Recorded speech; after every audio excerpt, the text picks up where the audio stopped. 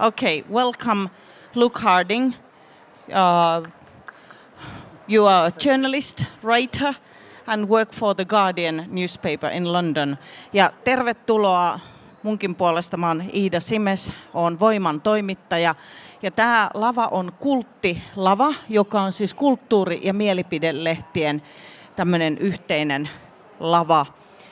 Ja nyt keskustellaan Ukrainasta, sodasta ja ennen kaikkea Venäjästä. I think we will, well, of course we will talk about Ukraine, but we will talk a lot about Russia. So, first Luke, you have written a number of books, and the first one which was translated into Finnish was Mafia State, which was about you having to leave Russia. And you have seen many changes in Russia, even though you have been outside for quite a while. Anyway, before we go to the war issue, what has happened in Russia during the recent years? Yeah, hello, good to see you.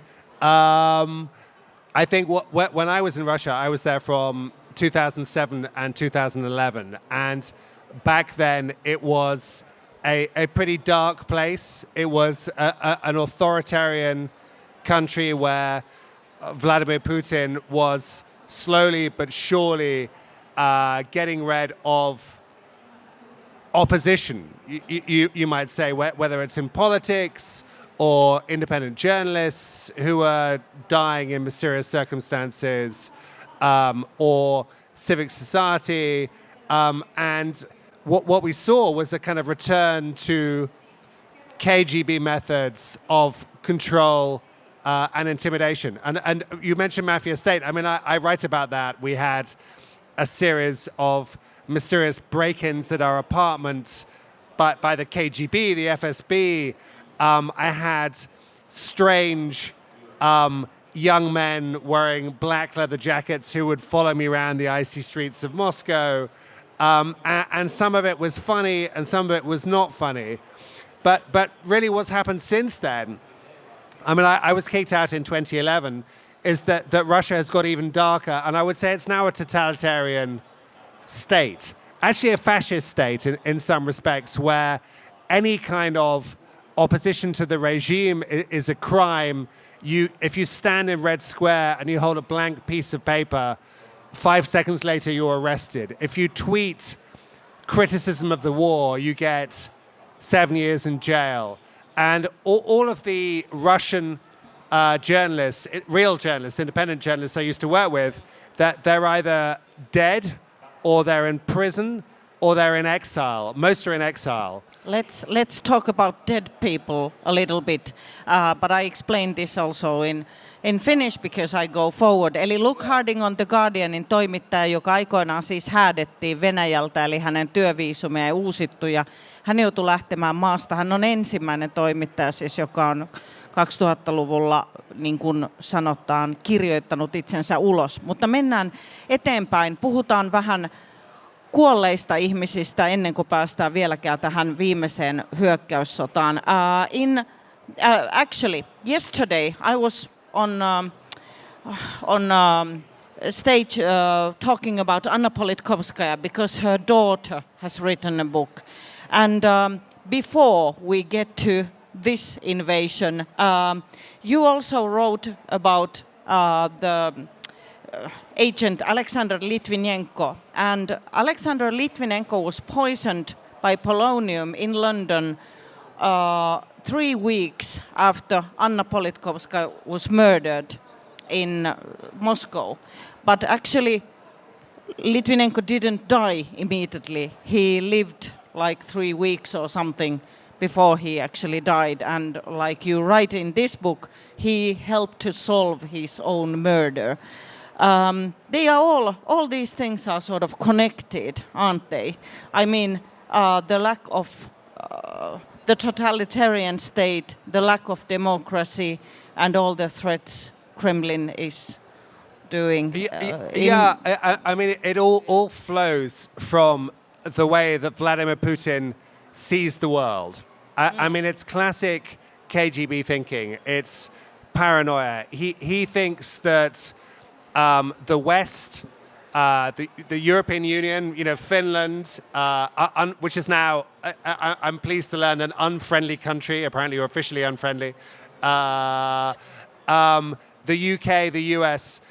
He genuinely believes that these countries are plotting to destroy and encircle Russia. And you could dismiss this as ridiculous or fantasy, apart from the fact that this becomes a psychological reality for millions of Russians because it's what they see on TV, it's what they hear on radio, it's what they see in films and in books, and so on. So there's been a huge effort to create a sort of parallel reality where Russia is the eternal victim, never the aggressor, always reacting to events.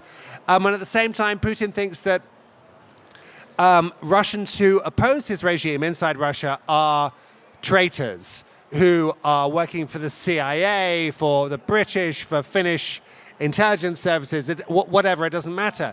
And the rule for traitors is very unforgiving in KGB culture, that traitors have to be exterminated. And what we've seen over the past 15, 20 years is that, it sounds crazy, but it's true that Russia has had death squads of secret agents, some inside Russia, some outside Russia, who have been killing critics, dissidents. I mean, you mentioned Alexander Litvinenko, but actually this book, Shadow State, begins with an attempt to murder Sergei Skripal, who is a Russian military intelligence guy. And you'll remember, I don't know if anyone remembers the two killers who were sent to murder him, and they put Novichok poison on his door handle, and he survived. And afterwards they went on Russian television and they said that they were tourists who fell in love with the cathedral, the beautiful cathedral. And it's this mixture of menace and comedy that we see all the time in Russian operations. But it was a heartbreaking incident because also a totally innocent sort of bystander passerby was killed. There is a TV series.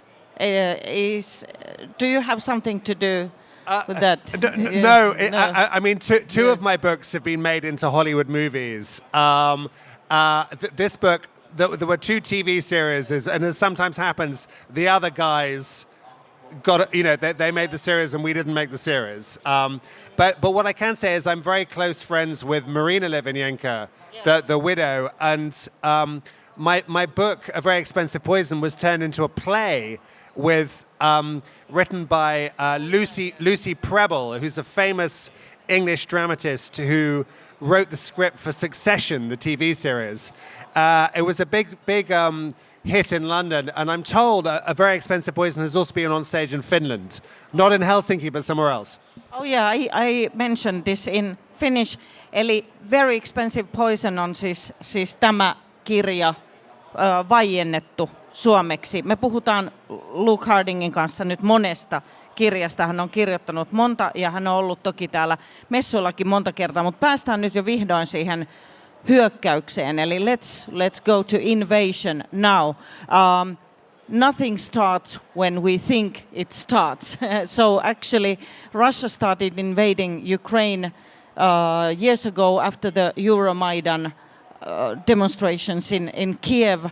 They got really angry. Then they took Crimea and also started to invade the eastern parts of Ukraine. Invasion that happened on the 24th of February, that's, well, how to say, it's like a top of the iceberg, which is still going on, or how would you describe that? Well, I just came back from Ukraine. I was in Kiev last week. I was on the front line in the east, in Donbass, as you say, the area which Russia kind of annexed. I was in Zaporizhia on the southern front line, which is where Ukraine is trying to go forward through minefields, through trench defenses, and so on.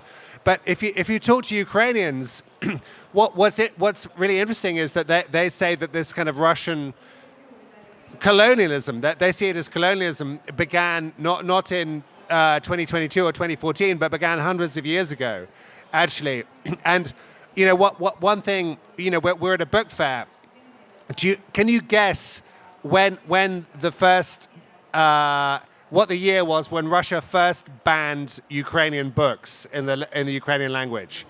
I give you 50 years either way. Well,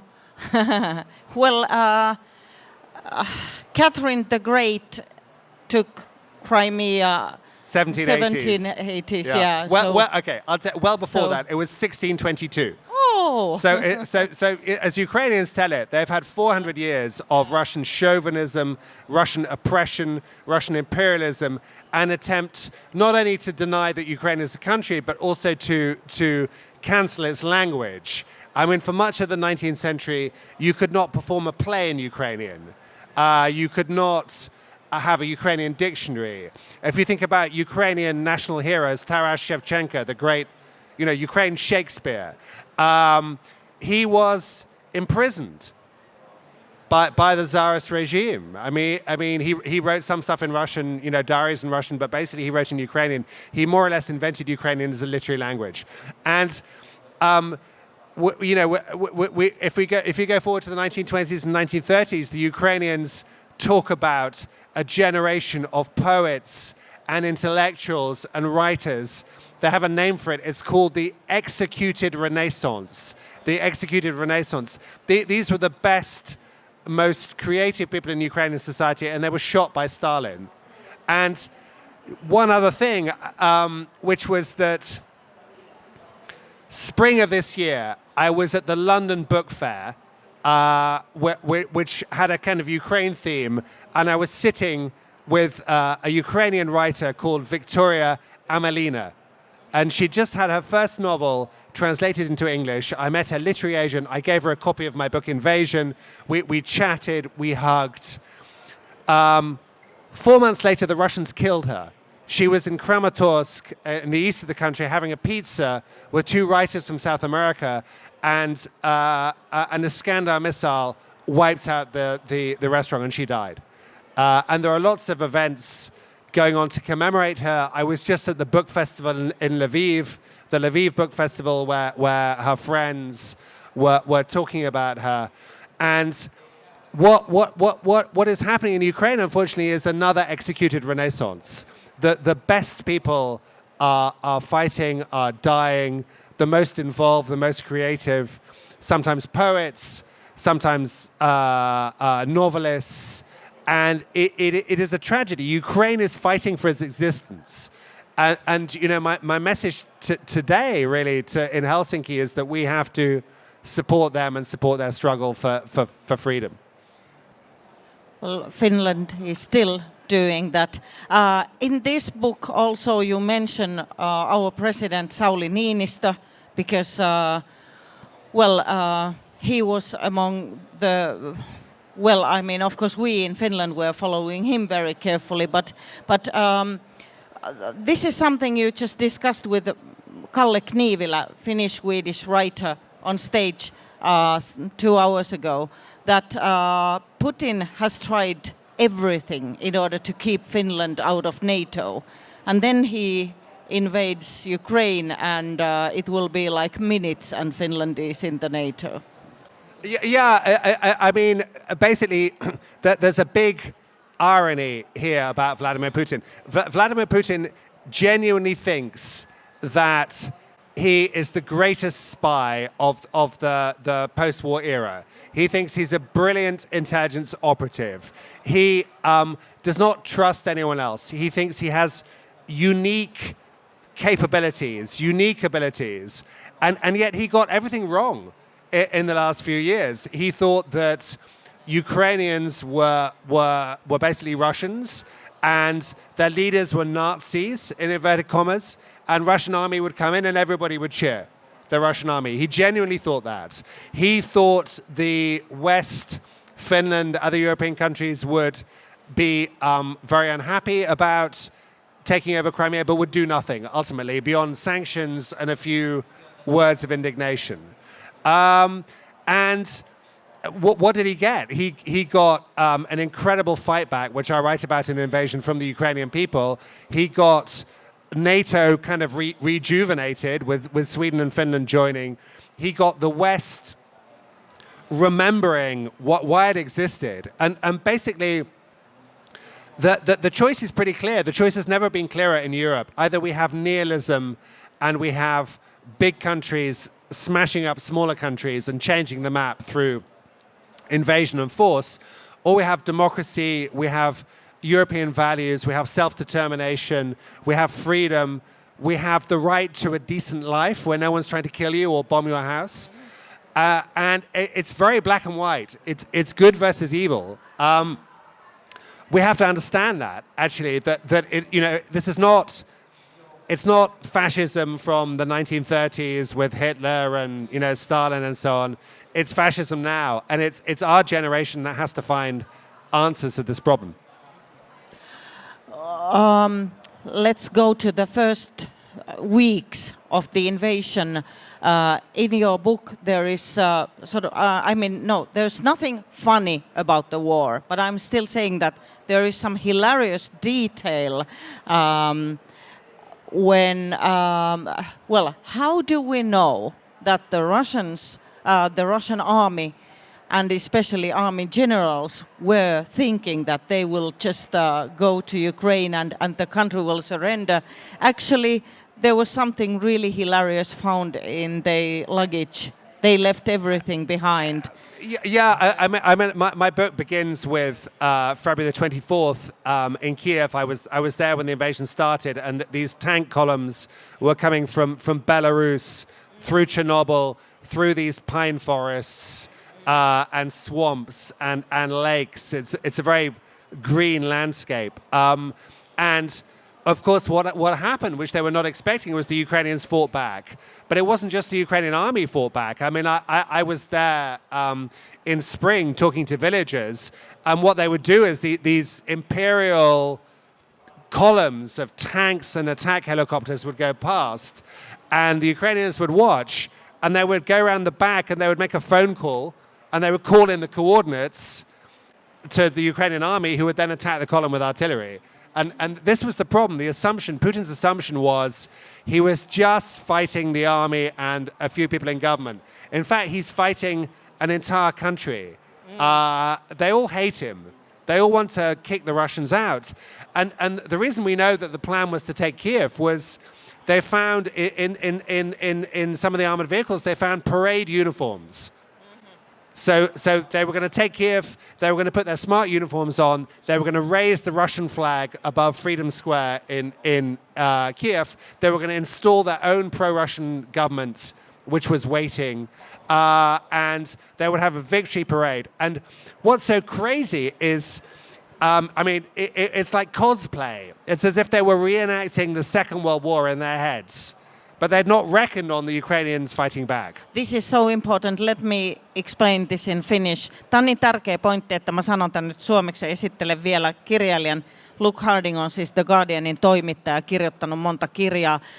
Juttu on se, että kun tämä armeija hyökkää, Venäjän armeija Kiovaan, silloin tämä viimeinen osa invaasiota, siis sodasta, joka on alkanut kauan sitten, niin nämä lähtee pakoon tulitusta, koska siis Ukraina puolustautuu, ja mistä me tiedämme sen, että he aikoivat todella tulla Kiovaan.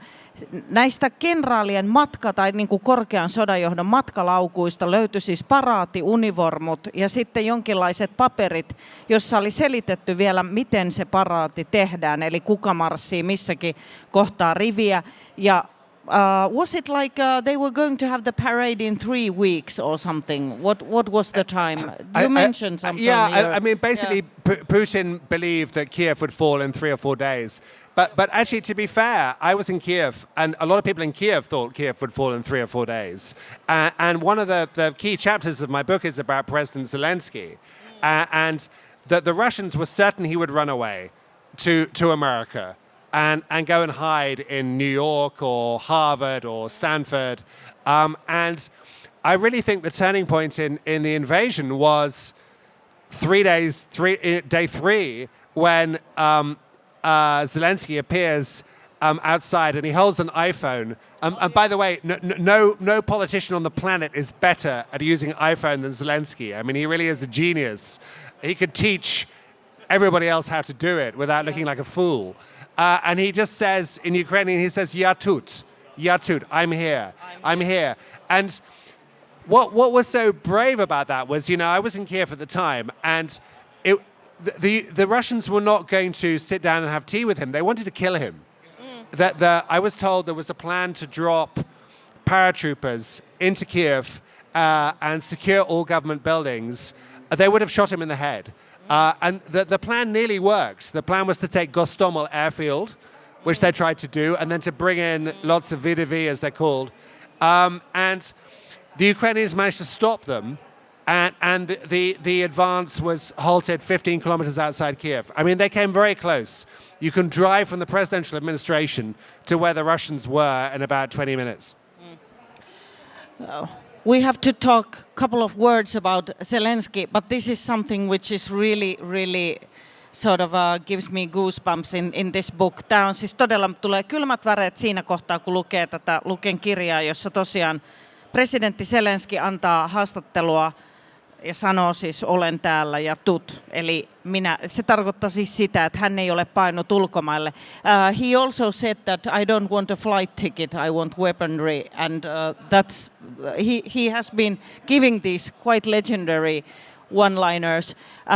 But Putin must be outrageous because it must be awful for him because he has tried to kill tigers with his bare hands without wearing a shirt, riding a horse, and flying with birds and everything. And then there's this guy, ex-comedian in Ukraine, who has become like the symbol of freedom and sex symbol and everything. I mean, Putin has tried everything, and for Zelensky it takes like. I mean, he's just failing everywhere, except for. Except he doesn't think he's failing. He thinks he's winning, and he thinks he will win. He can win, and what he's relying upon is for European countries to lose interest in the war, to be replaced, as just happened in Slovakia, by right-wing populist leaders. I mean, Slovakia today stopped, it's a small country, today stopped sending weapons to Ukraine. And also, he's betting big on someone called Donald Trump. He is waiting, praying for Donald Trump to come back as US president in January 2025, because he understands that if Trump comes back, that's also in this I book. read about Donald Trump in Russia. Oh, yeah. If Trump comes back, then all assistance from America to Ukraine will stop. And also, you heard it here first. If Trump comes back, I think that America will probably leave NATO. So Finland joins as America exits. But all I can say is my latest conversations with people in Washington, for now, they think he will be the nominee for the Republican Party. They don't think he can win. Let's just hope they're right. Because it would be a nightmare for everybody, for Europe, but it would be a disaster for the Ukrainians. And this is Putin's game plan, is to go long war, grind everybody down, destroy everything, and to win in the end. Yeah, war costs money, lives, everything. One thing about the Slovakia, the elections were probably somehow manufactured. I mean, according to the latest news, that Russia might have interfered a lot in the elections. In Finland, we are talking about that a lot, that Russia might interfere our presidential elections. And this is one thing where Finns are incredibly naive. When they are reading like the chat pages of our biggest newspapers and television like YLE, Yle-sivut or Helsingin Sanomat or others, the guy who is saying that Ukraine is full of Nazis is maybe there like Jarmo from Tampere.